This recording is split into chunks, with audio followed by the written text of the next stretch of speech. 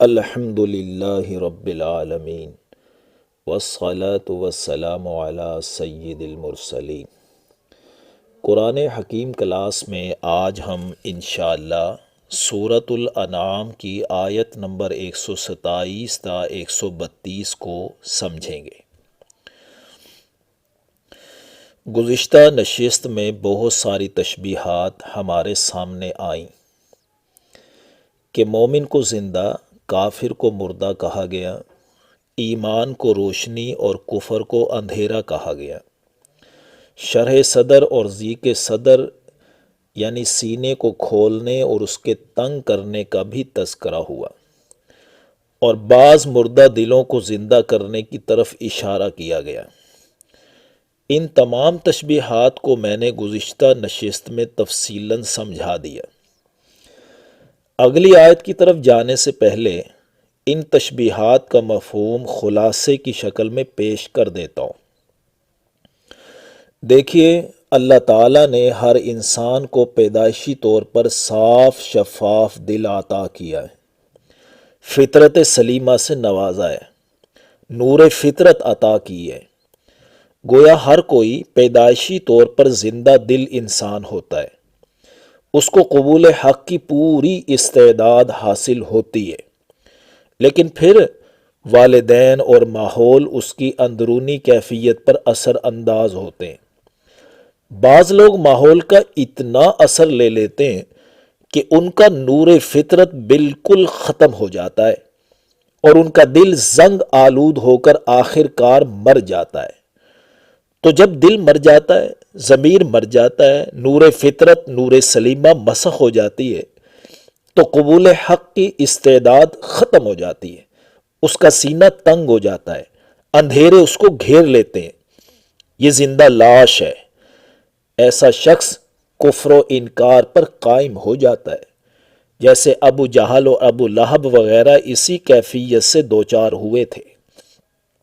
دوسری طرف وہ افراد جنہوں نے اپنے صاف شفاف دل کو، فطرت سلیمہ کو، نور فطرت کو خراب ماحول سے اثر انداز نہ ہونے دیا، ایسے لوگوں میں قبول حق کی استعداد برقرار رہتی ہے۔ ایسے ہی لوگوں کا سینہ دین اسلام کے لیے کھل جاتا ہے اور وہ نور وحی کو فوراً قبول کر لیتے ہیں، جیسے حضور صلی اللہ علیہ وسلم کے دور مبارک میں صدیق اکبر، علی المرتضیٰ اور خدیجۃ الکبریٰ رضی اللہ تعالیٰ عنہم اجمعین وغیرہ اسی حالت پر برقرار رہے تھے تو فوراً ایمان قبول کر لیا۔ اب دیکھیے تیسرے ان افراد کی طرف جن کے دل ماحول سے متاثر تو ہوتے ہیں، کچھ پردے سے حائل تو ہو جاتے ہیں، لیکن مکمل طور پر مسخ نہیں ہوتے، قبول حق کی استعداد باقی ہوتی ہے۔ ایسے لوگوں کے بارے میں یہ امید باقی رہتی ہے کہ کسی بھی دلیل یا واقعہ سے دل پر سے پردے ہٹ جائیں، دل پوری طرح زندہ ہو جائے اور ایمان قبول کر لیں۔ یہی معاملہ ہوا تھا حضرت عمر رضی اللہ تعالیٰ عنہ اور حضرت حمزہ رضی اللہ تعالیٰ عنہ وغیرہ کے ساتھ۔ یہ تفصیلات بیان کر کے گزشتہ نشست کی آخری آیت میں فرمایا گیا تھا کہ ان ساری تفصیلات سے وہ فائدہ اٹھاتے ہیں جو نصیحت حاصل کرنا چاہتے ہیں۔ اب اگلی آیت جو ہم پڑھنے جا رہے ہیں، اس میں ان نصیحت حاصل کرنے والوں کے لیے اجر کا تذکرہ ہے کہ ان کو کیا ریوارڈ ملنے والا ہے، کہ لہم دار السلام عند ربہم، ایسے لوگوں کے لیے ان کے رب کے پاس سلامتی کا گھر ہے۔ یہاں دار السلام سے مراد جنت ہے، کیونکہ وہی سلامتی کا گھر ہے۔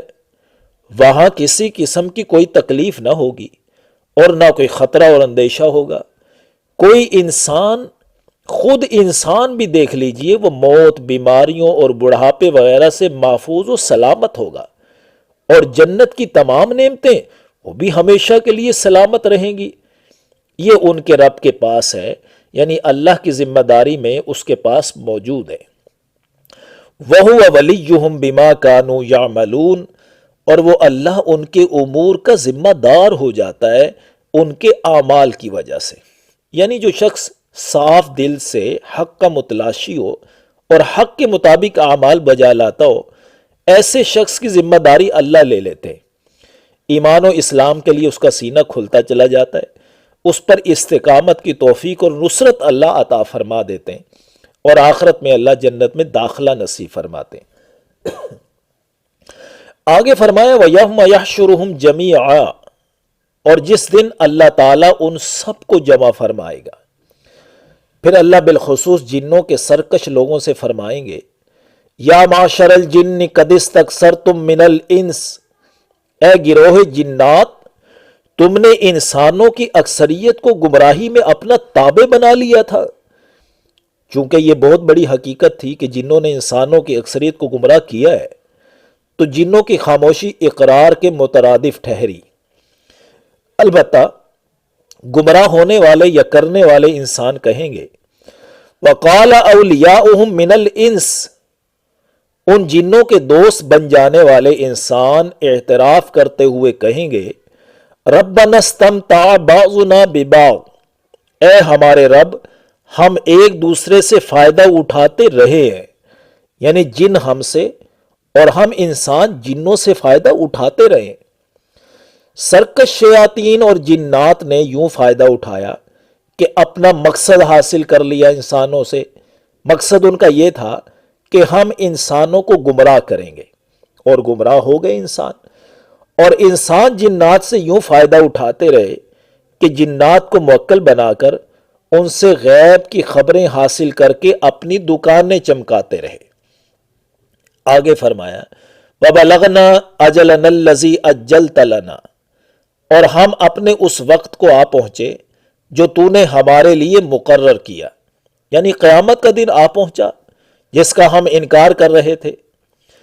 ان کا یہ کہنا اظہار ندامت و حسرت اور اعتراف گناہ پر دلالت کر رہا ہے، لیکن اس وقت ندامت اور اعتراف گناہ کا کوئی فائدہ تو نہیں ہوگا۔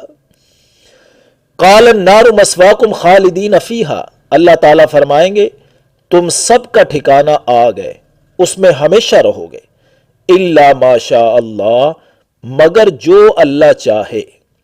کفار کا آگ میں ہمیشہ رہنا اللہ کے چاہنے سے ہی ہوگا۔ وہ چاہے تو عذاب موقوف کر دے، لیکن وہ اپنی مشیت واضح کر چکا ہے کہ کفار و مشرکین ہمیشہ آگ میں رہیں گے۔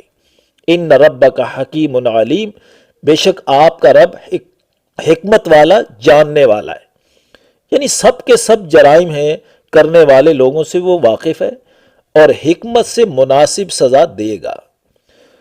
آگے فرما رہے ہیں وَكَذَلِكَ نُوَلِّي بَعْضَ الظَّالِمِينَ بَعْضًا بِمَا كَانُوا يَكْسِبُونَ، اور اسی طرح ہم ظالموں کو ایک دوسرے کا ساتھی بنا دیں گے اس وجہ سے جو وہ کمایا کرتے تھے، یعنی جس طرح گناہوں کا ارتکاب کرنے میں وہ دنیا میں ایک دوسرے کے ساتھی تھے نا، اسی طرح ہم عذاب میں بھی ان کو ایک دوسرے کا شریک حال بنا دیں گے۔ بہرحال اس موقع پر سرکش انسان اور جن انتہائی حسرت اور ندامت کا اظہار کر رہے ہوں گے، تو ان سے اللہ پوچھیں گے یا معشر الجن والانس، اے جنوں اور انسانوں کے گروہ، یہ تو بتاؤ الم یاتکم رسل منکم، کیا نہیں آئے تھے تمہارے پاس رسول تم ہی میں سے، یقصون علیکم آیاتی، جو پڑھتے تھے تم پر میری آیات، وَيُنذِرُونَكُمْ لِقَاءَ يَوْمِكُمْ هَذَا، اور خبردار کرتے تھے تم کو تمہارے اس دن کی ملاقات سے، یعنی ایک دن آئے گا جب رب کے سامنے پیشی ہوگی اور جواب دہی کرنا پڑے گی۔ کیا رسولوں نے آ کر یہ نہیں کہا تھا تمہیں، میرا پیغام نہیں پہنچایا تھا؟ قالوا شہدنا علی انفسنا، وہ اللہ کو جواب دیتے ہوئے کہیں گے ہم اپنے خلاف گواہی دیتے ہیں کہ رسولوں نے تو پیغام پہنچا دیا تھا، ہم ہی انکار کرتے رہے۔ وغرتهم الحیات الدنیا وشہدوا علی انفسہم انہم کانوا کافرین، ان کو دنیا کی زندگی نے دھوکے میں مبتلا کر دیا تھا اور انہیں اپنے ہی خلاف گواہی دینی پڑی کہ وہ کافر تھے۔ یوں گواہی دی تو جہنم کے وہ مستحق ٹھہریں گے۔ ذالک ان لم یکن ربک مہلک القری بظلم واہلھا غافلون، یہ رسولوں کو بھیجنا اس لیے ہے کہ آپ کا رب ایسا نہیں ہے کہ بستیوں کو ظلم کے ساتھ ہلاک کر دے جبکہ اس کے رہنے والے اللہ کے پیغام سے ہی غافل ہوں۔ یعنی اللہ اپنے رسولوں کے ذریعے پہلے اپنے پیغامات بھیجتے ہیں، لیکن جب لوگ اس کا انکار کر دیتے ہیں پھر ان پر اللہ کا عذاب نازل ہوتا ہے۔ وَلِكُلٍّ دَرَجَاتٌ مِّمَّا عَمِلُوا، اور ہر ایک کے لیے درجات ہیں ان کے اعمال کی وجہ سے۔ یعنی جب رسولوں نے آ کر پیغام الہی سنا دیا تو اس کے بعد جو جیسا عمل کرے گا اس کے مطابق درجات عطا کیے جائیں گے۔ وَمَا رَبُّكَ بِغَافِلٍ عَمَّا يَعْمَلُونَ، اور آپ کا رب ان کے کاموں سے بالکل بے غافل نہیں ہے، یعنی اس کو ہر کسی کے اعمال کی پوری خبر ہے، اسی کے مطابق جزا اور سزا عطا فرمائیں گے۔ اللہ ہمیں اپنے پیغامات کو دل و جان سے قبول کرنے کی توفیق عطا فرمائے، آمین یا رب العالمین۔